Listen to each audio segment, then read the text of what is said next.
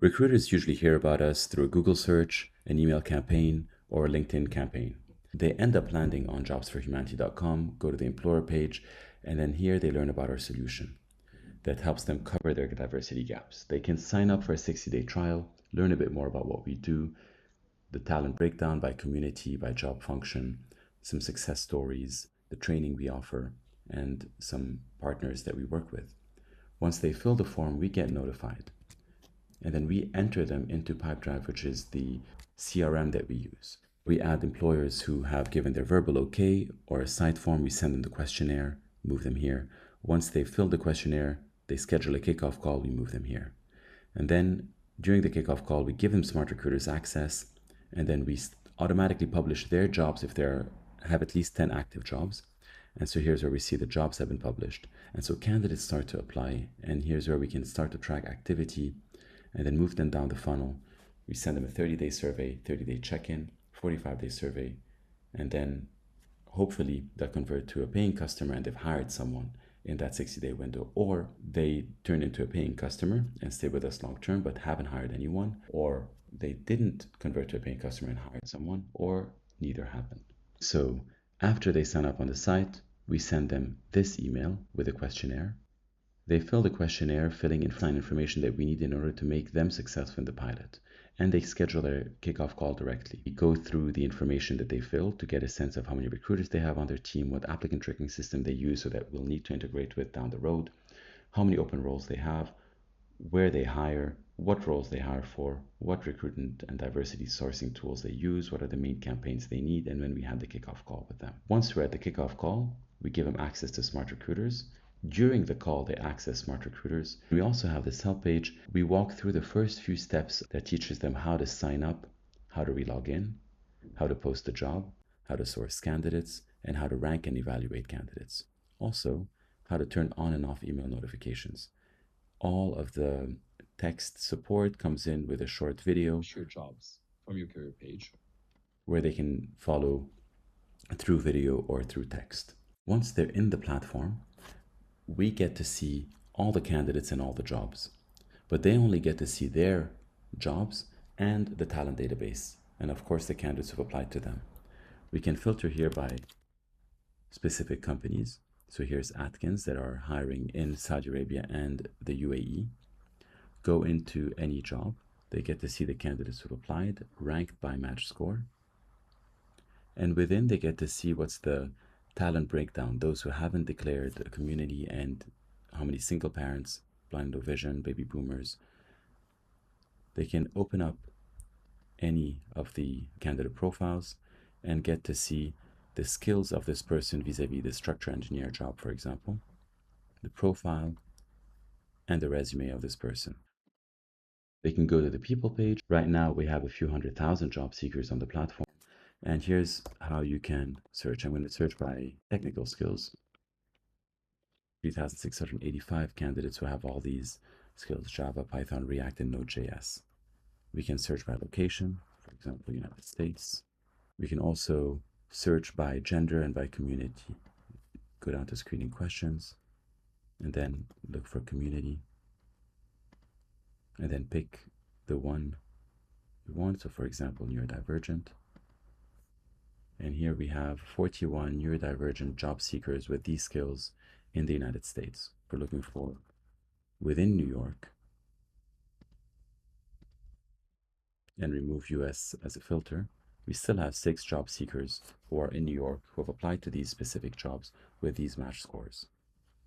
And then you can just go into the candidate's profile and source. After the pilot is done, we can publish all of these jobs and submit all of these candidates automatically inside the company's recruitment system. So we'll import their jobs automatically, submit candidates back to them, and import back the application stage. In addition to that, we offer employers exceptional training. They can access it on jobsforhumanity.com under training for recruiters.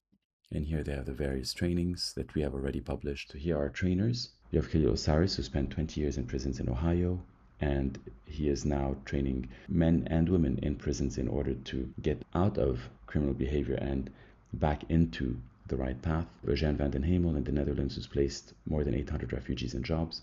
Mark Hanohano, who used to be the employment specialist at Wayfinder Family Services, placed blind people in more than 18 companies. Sam Sipa, who's deaf himself, he is a lead accessibility program manager at Google. He's been there for over 10 years, making sure that all their tools are accessible for the deaf. Jo McCaddy has been a recruiter for over 20 years. She's a single mom based in Australia. Izzy Clairout, she's a trans recruiter for over 10 years, currently in Belgium. Dave Caudell, he's the Associate Director for the Frisch Center of Autism and Innovation at Vanderbilt University. And Stacey Romero is a Senior Manager of Accessibility at Spectrum, a 70,000 employee company, and helped peer review some of the trainings that we have. The trainings go over who is within each of these communities. So who is a returning citizen? Why do we use this term? What is the unemployment rate? What is the link between poverty and prison, pre-incarceration and post-incarceration? Some famous people who are returning citizens. The moment of truth that turns someone from criminal behavior to wanting to become a productive member of society and changing that mindset. And here Khalil shares his own. Top 3 challenges they face and how do you overcome them, from employment, housing, and building social connections. Top biases employers face and how they overcome them. What skills returning citizens have, you're likely to see among them. Same thing for refugees. And then it continues on with the blind and low vision and each community that we support. Next, the training goes into how to create an inclusive hiring process for people from all walks of life. So starting with how to make your career site and job ads accessible, from the language you use to how to make your sites work for people from all walks of life. So you can send this to your developer and make sure that blind people can apply to roles. How to prepare before the interview, how to resume screen properly, how to send a proper interview invite, how to build a scorecard, ask proper questions, and how to prepare for the interview, conduct an inclusive interview, any special accommodations that are needed for the communities that we're supporting, broken down into a checklist in terms of policies, protocols, services, modifications to your physical and digital space, and accessibility tools that you might want to get, onboarding practices, best communication for the blind and the low vision and deaf and hard of hearing, and how to deal with tough conversations such as tough feedback, rejection, or layoffs, and any tax write-offs and subsidies that are offered to inclusive employers. This is a 2-hour training that is one of a kind, that is right now being certified by SHRM. After the training, they get paired with 2 job seekers within the field of work that they're in and the communities that they connect most with. You have lots of success stories here from coaches, from job seekers, where we've seen just in this one pilot with 20 recruiters at Booking paired with 40 Ukrainian refugees, 12 Ukrainian refugees landed jobs and 22 more secured interviews, with a flow that looks like this. Every recruiter will be paired with 2 job seekers. We'll meet them 4 times, 45 minutes each, get to know them, help them with their resume, make warm introductions, and then help them with mock interviews. Here are success stories from job seekers, and at the moment we've helped more than 200 people get upskilled and turn into coaches, and we've coached over 500 job seekers.